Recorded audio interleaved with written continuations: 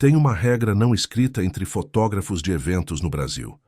Uma regra que ninguém ensina na faculdade, que não aparece em manual nenhum, mas que todo profissional experiente conhece e respeita religiosamente. Nunca, sob hipótese alguma, aceite trabalho no Parque das Amendoeiras em Campinas na última semana de outubro. Não importa quanto paguem, não importa quão importante seja o cliente, você simplesmente não vai. E se perguntarem o motivo, você inventa qualquer desculpa. Equipamento quebrado, agenda lotada, doença na família, qualquer coisa menos a verdade. Porque a verdade é que existe algo naquele parque, algo que aconteceu em 1994, algo que nunca realmente terminou. E os que não respeitam essa regra, os que vão mesmo assim, voltam diferentes. Quando voltam, deixa eu te contar sobre o Festival de Música Independente de 1994. Era para ser o evento do ano. 3 dias, 50 bandas, 15 mil pessoas esperadas. O parque tinha sido escolhido porque era grande, arborizado, tinha infraestrutura. Perfeito. A prefeitura apoiou. Patrocinadores entraram. Ingressos esgotaram em 2 semanas. Todo mundo estava animado. Era aquele tipo de energia que você sente quando algo grande está prestes a acontecer. Quando uma cidade inteira se reúne para celebrar. Mas tinha um detalhe que ninguém sabia. Um detalhe que a prefeitura esqueceu de mencionar. O Parque das Amendoeiras não era sempre um parque.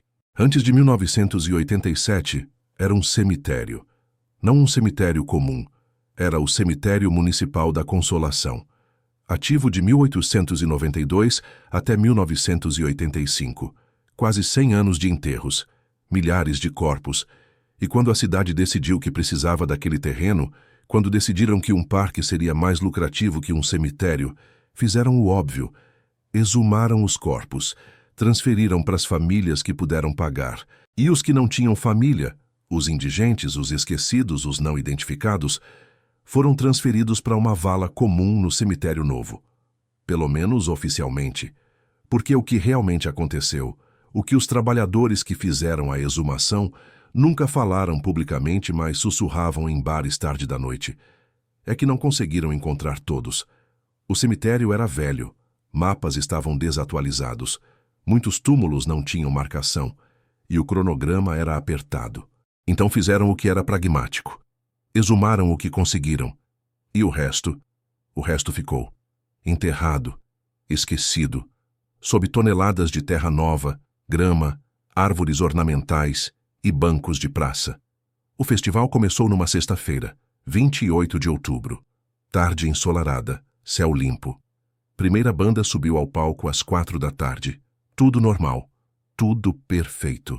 Mas quando o sol começou a se pôr, quando aquela luz dourada de fim de tarde deu lugar ao crepúsculo, algumas pessoas começaram a perceber coisas estranhas, sombras que se moviam errado, vultos entre as árvores que desapareciam quando você olhava diretamente, e um cheiro, fraco no começo, quase imperceptível, terra úmida, mofo, decomposição. Mas não era lixo, não era esgoto, era algo mais profundo, mais antigo, como se o próprio solo estivesse exalando memórias. A primeira coisa realmente estranha aconteceu às 9 da noite. A banda no palco principal, uma banda de rock alternativo chamada Espectro, irônico, eu sei, estava no meio de uma música quando o vocalista parou. Simplesmente parou de cantar, largou o microfone e ficou olhando para algo no fundo do público, algo que ninguém mais conseguia ver. Os músicos continuaram tocando por alguns segundos antes de perceber. Pararam. E o vocalista, um cara chamado Bruno, 24 anos, começou a andar. Desceu do palco. Atravessou a multidão. As pessoas abriam caminho, confusas. Ele estava em transe, olhos vidrados, e caminhou direto para uma amendoeira específica, uma árvore velha, grossa, no canto nordeste do parque, e quando chegou lá, caiu de joelhos e começou a cavar, com as mãos nuas, cavando a terra, freneticamente, as unhas sangrando. Segurança correu, tentaram segurá-lo, mas ele estava forte, anormalmente forte, gritando algo ininteligível, até que desmaiou. Quando acordou no hospital, não lembrava de nada, mas tinha uma obsessão. Dizia que tinha visto alguém, uma mulher, vestindo branco, parada no meio da multidão. Mas não era uma mulher viva. Ele sabia disso. Sabia porque conseguia ver através dela. E ela estava olhando para ele, chorando, apontando para baixo, para o chão. E ele sentiu que precisava cavar, que algo estava lá embaixo, algo que precisava ser encontrado. Os médicos diagnosticaram surto psicótico. Deram antipsicóticos. Ele foi liberado 3 dias depois. E nunca mais tocou música. Nunca mais conseguiu ouvir música. Porque toda vez que ouvia, via ela, a mulher de branco, esperando. Mas o festival continuou. Claro que continuou. 15.000 pessoas. Dinheiro investido, bandas agendadas. Um incidente isolado não era motivo para cancelar. Então, na sexta à noite, depois de levarem Bruno, limparam o buraco que ele cavou, colocaram terra de volta e a próxima banda subiu. E foi quando as coisas realmente começaram. Às 11 da noite, várias pessoas no público começaram a reportar a mesma coisa.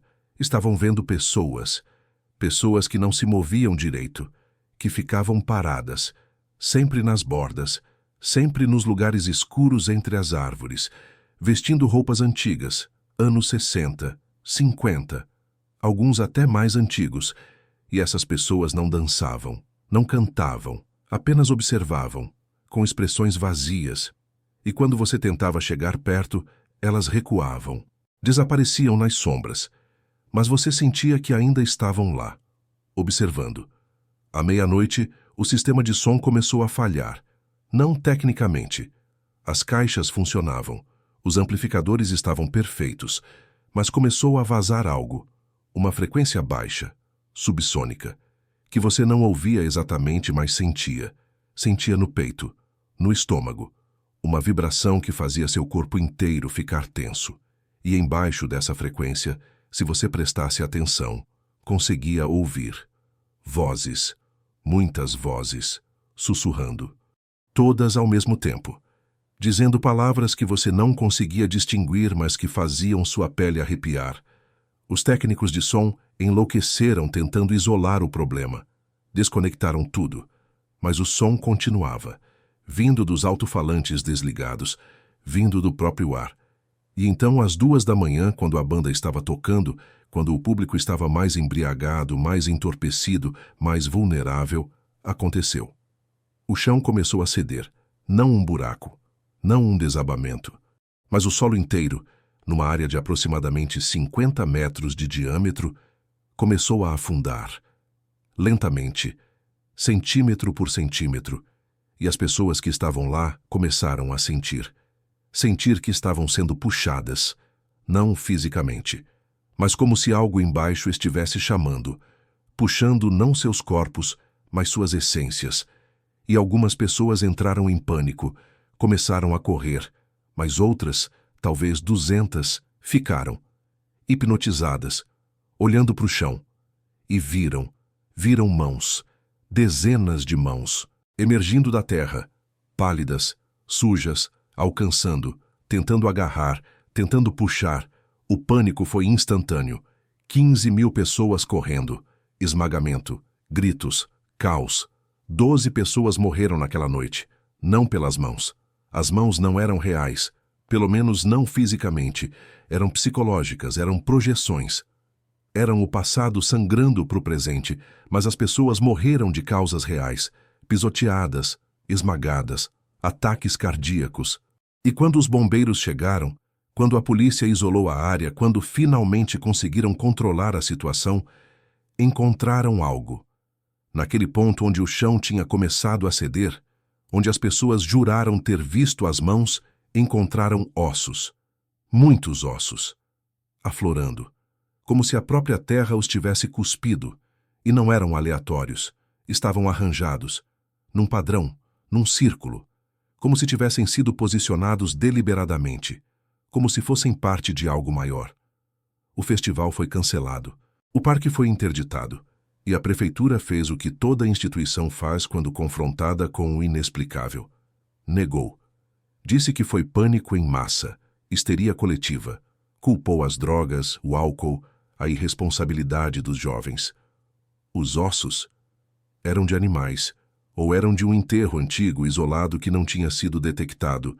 Nada demais, nada sobrenatural. Apenas um acidente trágico. E em 1995, o parque foi reaberto, com nova terra, novos gramados, nova sinalização e uma placa. Uma placa pequena, discreta, mencionando que aquele local tinha significado histórico, que era importante respeitar, mas sem especificar o porquê. Mas os que estiveram lá naquela noite, os sobreviventes, nunca esqueceram e começaram a reportar coisas. Começaram a ver as mesmas figuras, as figuras do festival, mas agora na rua, em casa, no trabalho, sempre de relance, sempre nas bordas da visão. E alguns começaram a ouvir aquela frequência baixa, aquele sussurro de vozes. Tarde da noite, quando tudo estava quieto, e perceberam algo aterrorizante.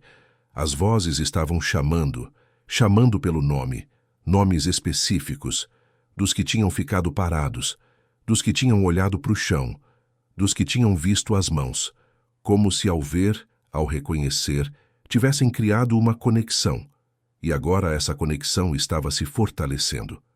7 dos sobreviventes suicidaram-se nos anos seguintes, todos da mesma forma, enforcamento, e todos deixaram bilhetes.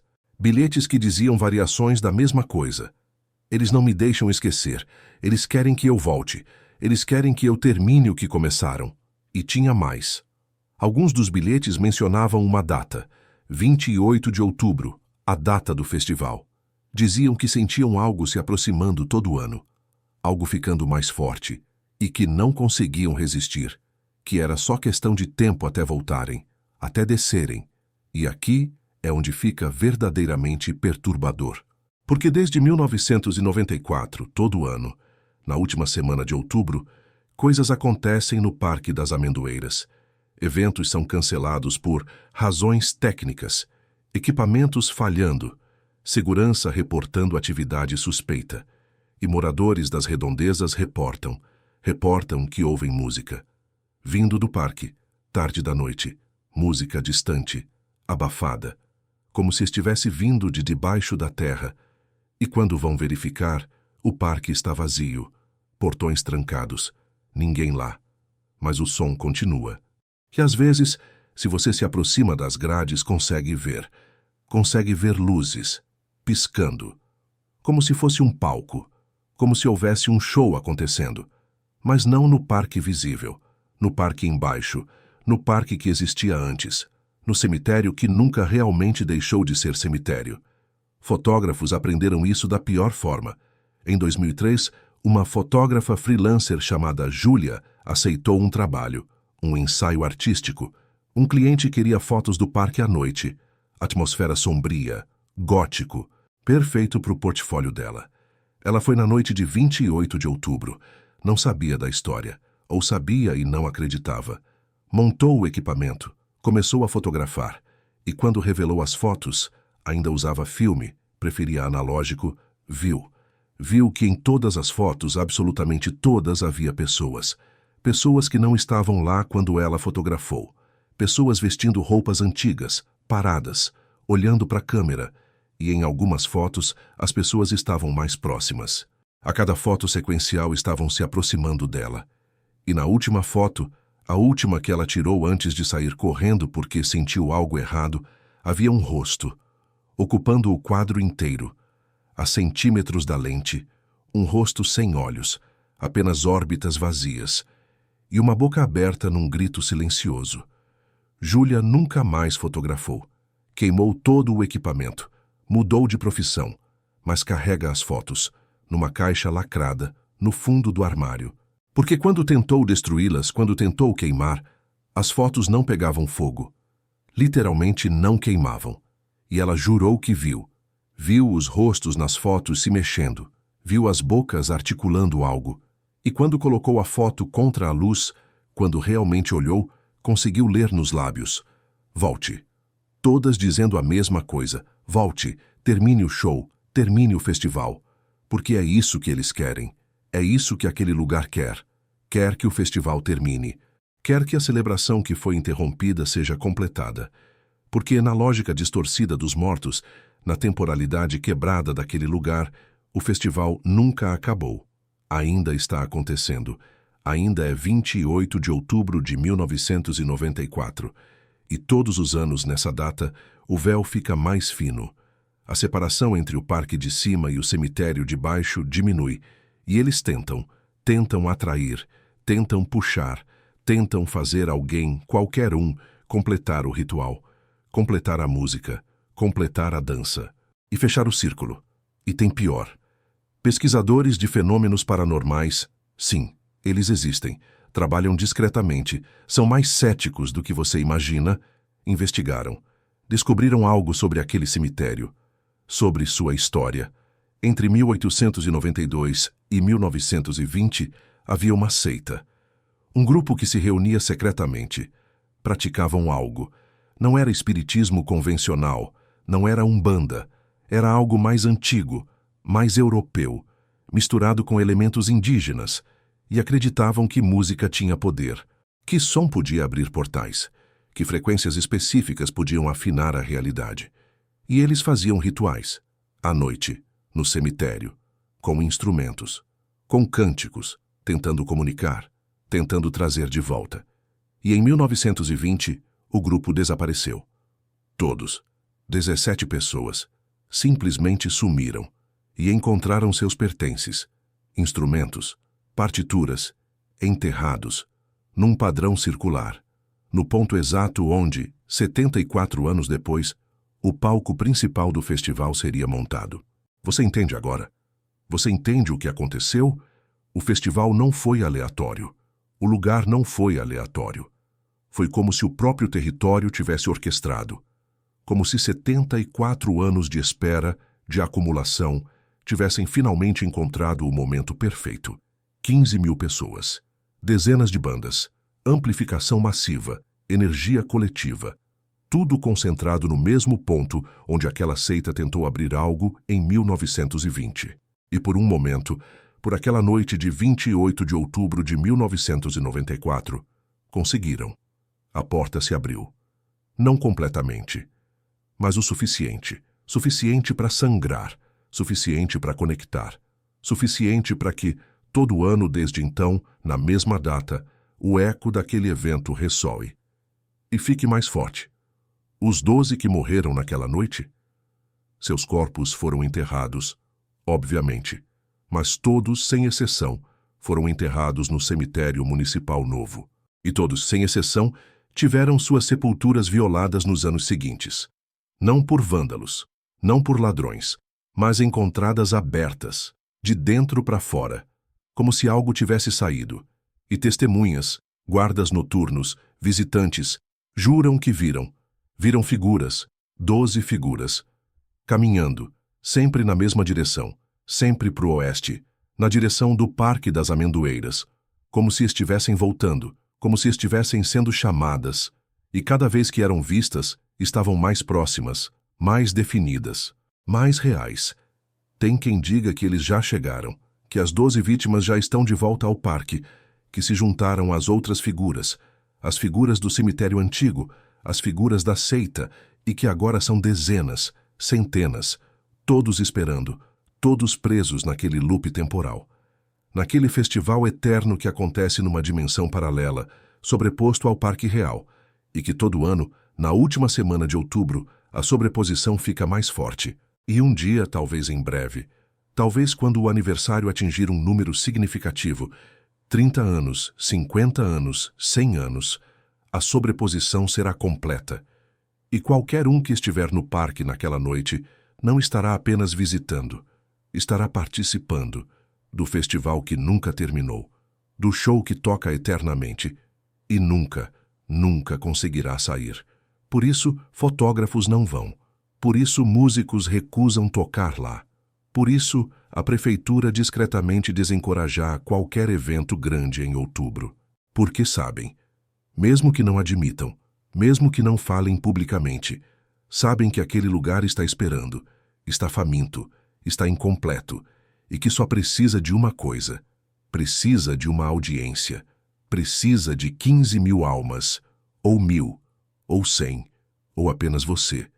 Porque no final não é sobre quantidade, é sobre ressonância, é sobre encontrar alguém que esteja na frequência certa, alguém que possa ouvir, alguém que possa ver. E quando encontrar essa pessoa, quando finalmente a porta se abrir completamente, o festival vai terminar.